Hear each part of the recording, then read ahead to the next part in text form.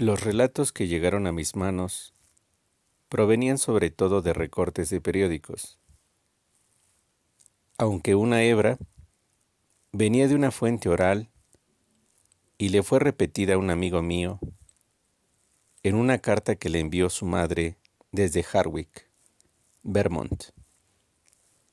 El tipo de objeto descrito era en general el mismo en todos los casos, aunque parecía haber tres instancias implicadas: una conectada con el río Winooski, cerca de Montpelier; otra junto al río West, en el condado Windham; después de Newfane, y una tercera en torno al río Passumpsic, en el condado Caledonia, al norte de Lyndonville. Claro que algunos textos aislados mencionaban otras ubicaciones, pero parecen reducirse, tras un análisis general, a estas tres.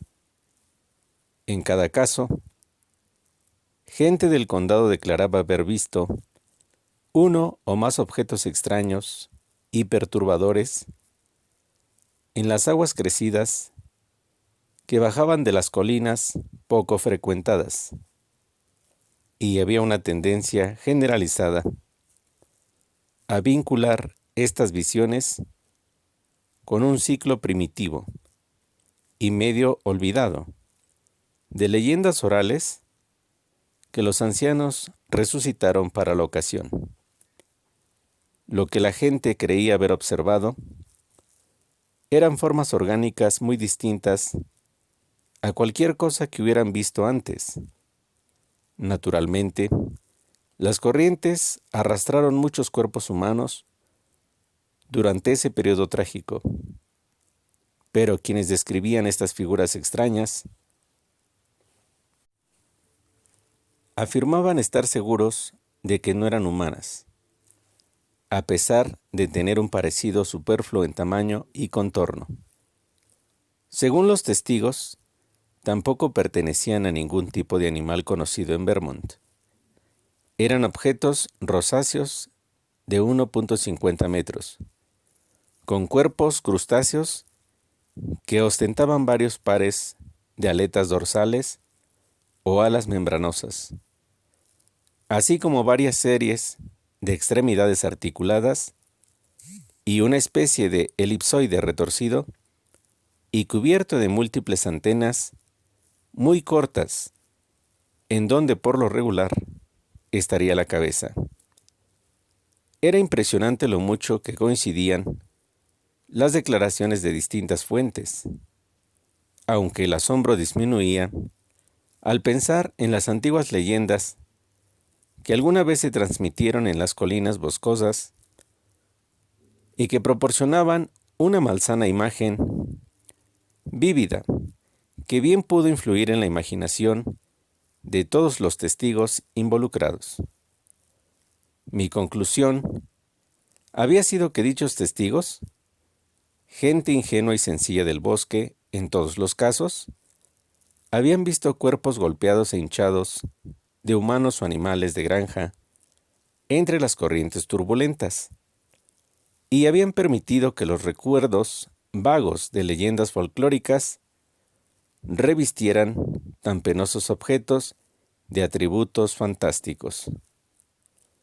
El folclore antiguo, a pesar de ser confuso, impreciso y casi desconocido por la generación actual, era de un carácter muy singular, y sin duda reflejaba la influencia de relatos indios aún más antiguos. Aunque nunca había estado en Vermont, lo conocía bien gracias a la sumamente peculiar monografía de Ellie Davenport, la cual incorpora materiales de tradición oral obtenidos antes de 1839 entre los habitantes más ancianos del estado. Además, este material coincide mucho con los relatos que yo he escuchado personalmente de boca de viajeros caporales en las montañas de New Hampshire. En pocas palabras, hacía referencia a una raza de monstruos oculta que acechaba en las colinas más remotas, en las profundidades de las cimas boscosas y en los oscuros valles, en donde brotan arroyos provenientes de fuentes desconocidas. Esos seres eran vistos en raras ocasiones, pero quienes se aventuraban más lejos de lo habitual, en las laderas de ciertas montañas o en desfiladeros escarpados, que hasta los lobos evitaban, afirmaban haber visto evidencias de su presencia. ¿Qué les parece, damas y caballeros? Estamos leyendo ese primer relato que lleva por título El que susurra en la oscuridad. Del ciclo onírico, Visiones de horror y muerte. Narrativa completa de Lovecraft. Pero vamos a ser precisos. ¿Quién fue Howard Phillips Lovecraft? Nació en Providence, Rhode Island, en 1890. Tuvo una infancia difícil marcada por la tragedia. Lovecraft fue un niño enfermizo. La mayor parte de su vida escolar permaneció en casa. Se convirtió en un lector ávido, poseedor de una amplia cultura.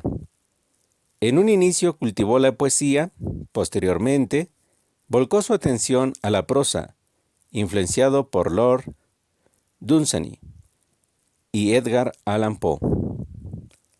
Los relatos resultantes tuvieron una buena acogida en revistas como Weird Tales. Debido a que sus ingresos eran insuficientes, trabajó como revisor y corrector de otros escritores.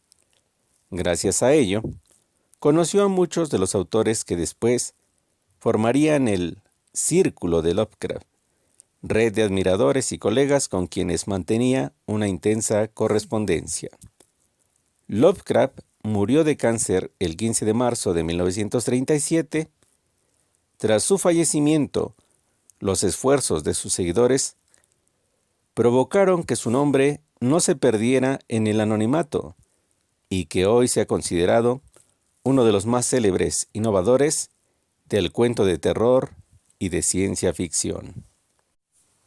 Y en la contraportada hallamos lo siguiente. ¿Por qué leer a Lovecraft? Si las miles de copias vendidas y la traducción a más de 15 lenguas de sus relatos no son razón suficiente, entonces consideremos que hoy en día sigue siendo objeto de una fascinación muy especial por parte de nuestros contemporáneos. Sus lectores se encuentran divididos entre un ávido grupo de entusiastas por lo fantástico y oculto, y aquellos escritores y críticos desde Borges a Houellebecq, que han sabido ver más allá de los monstruos de grandes tentáculos que ilustran las cubiertas de sus libros y apreciar la substancia literaria y filosófica de su trabajo. La ficción de Lovecraft, retratada en la angustia del hombre que descubre el pequeño lugar que ocupa en el esquema universal. En la cosmovisión del autor, oleadas de seres de antiguas civilizaciones llegaron a la Tierra hace millones de años para erigir vastas ciudades y consolidar inmensos imperios. Finalmente, retrocedieron a la oscuridad después de haber creado al hombre, en un acto de soberbia o bien como una macabra broma cósmica. En este principio, nosotros encontramos el primer volumen de la obra narrativa completa de Lovecraft. Se reúnen los relatos de la fase creativa en la cual el autor sentó las bases para generar su mitología literaria. ¿Qué les parece, damas y caballeros? Esto es la Sinfonía del Pensamiento.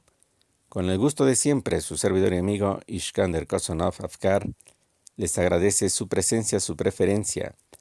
El día de hoy estamos introduciendo la literatura, horror y muerte, ciclo onírico, de A.P. Lovecraft. Esperando haya sido de su agrado, damas y caballeros.